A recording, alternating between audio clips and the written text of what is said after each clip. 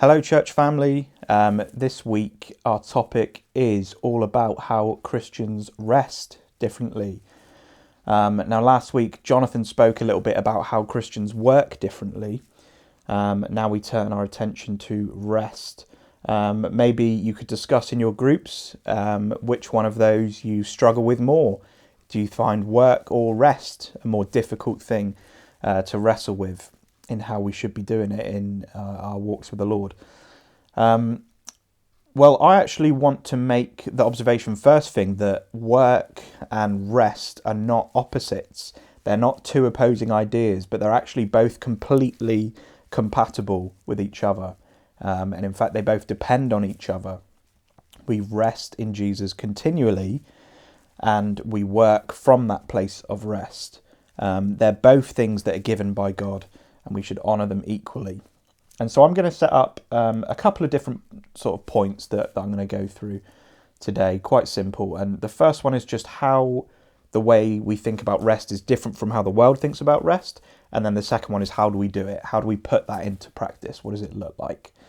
When I'm recording this, we had our Connect group last night, and we talked a lot about how that because we follow God, we live our lives entirely different to the secular world.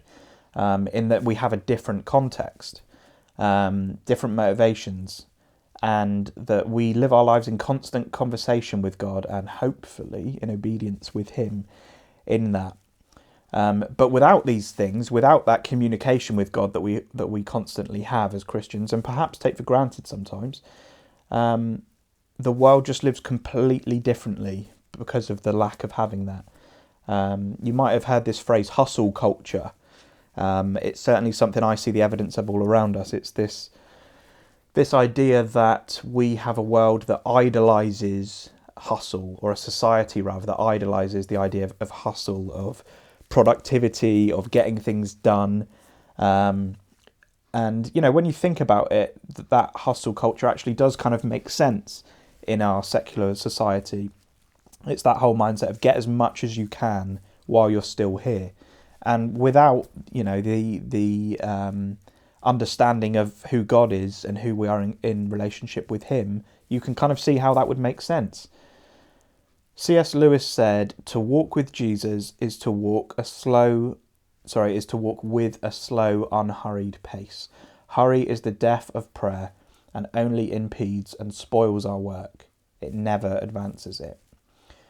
As Christians, we're called to walk with Jesus, and we're called to a continual seeking of God's heart. The pace of our lives has changed dramatically in the past few decades, I think we can all agree. Years of slow rhythms have been almost immediately disrupted by a world that is addicted to noise and hurry. In 1879, Thomas Edison invented the light bulb, which made it possible to stay up past sunset. Now, I want you to guess how many hours a night that the average person slept before the light bulb was invented. You can shout them out now, or perhaps you could even pause this and discuss it in your groups. How many hours did the average person sleep before the light bulb was invented? The answer, 11. 11 hours a night. Isn't that mad? When was the last time that you had 11 hours of sleep? For me, it's actually Saturday, so only a couple of days ago. Had a lovely long sleep. Praise the Lord. Now, guess how many hours the average person sleeps today? Again, shout them out. So today, the average person gets less than 7 hours sleep a night.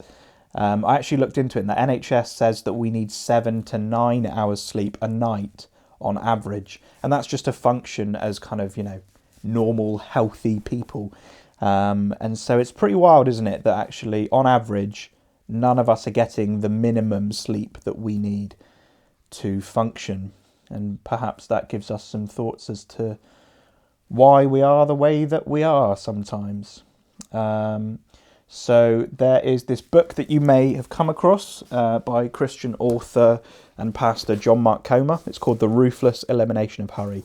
And this has been a very influential book amongst Christians in the last few years, talking all about how we live from a place of rest, counter to the hurry that our culture is so addicted to.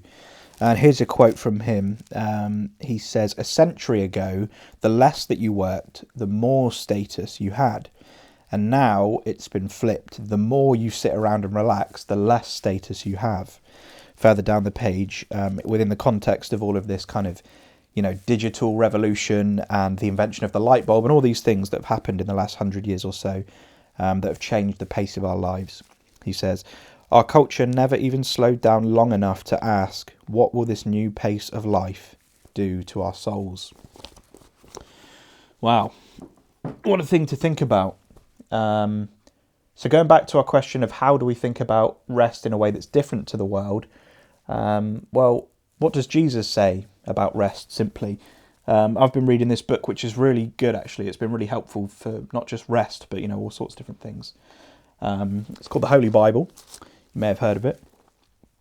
And I'm going to read a verse now that you've probably heard countless times, and I just pray that, you receive this with fresh ears in a way that Jesus can speak to you through it. It's from Matthew 11, verse 28 and 29. It says, this is Jesus speaking, "Come to me, all you who are weary and burdened, and I will give you rest. Take my yoke upon you and learn from me, for I am gentle and humble in heart, and you will find rest for your souls." Now, I think for us, it's quite easy, or for me at least, it's easy to misunderstand the entire meaning of the word rest, particularly in our walks with Jesus. We might think of it as taking a day off work and sitting on the beach sunbathing, if you're fortunate enough to do that on the one day of the year where it is warm enough to do so. But actually, what Jesus says here is really revolutionary to me. He says, he doesn't say, stop working and rest. He says here in verse 28, "Come to me and I will give you rest." Rest isn't something that is on us. It's actually something that Jesus gives to us when we come to him. It's an invitation. The rest that Jesus invites us into is a lifestyle change of continual rest in seeking him in all things. We can rest knowing that God holds our future in his hands. We can rest without worrying about where we live or what we do or when the next paycheck will arrive. We can rest knowing that our children are safe under God's protection. It's a lifestyle of rest that we get to enjoy in Jesus. And so just moving on to my second and final point, which is about how do we actually then rest? What does that look like? Well, I want to make the point that I think that the main way that we practice the rest that we're talking about here is in our intentional time with God. You might call it your quiet time or your fellowship time with God, your daily devotional, or another way to put it is using the word solitude. Solitude is when you're alone with God and with your soul, something that we don't do much in our distracted lives these days of smartphones and notifications and things like that. How often are we just alone with God or even just with our own soul? I found a quote from a guy called Henri Nouwen. No idea if I'm pronouncing that properly. He said, "Without solitude, it is virtually impossible to live a spiritual life. We do not take the spiritual life seriously if we do not set aside some time to be with God and listen to him." Maybe you can relate to this. I work from home, and so when I sit down to pray in the morning in this little armchair, my mind is often distracted on all of the things that I need to be doing that day. I've got this mental tick list of all the things I need to do. And sometimes that's where my mind is. In fact, most days, that's where my mind is when I sit down to pray.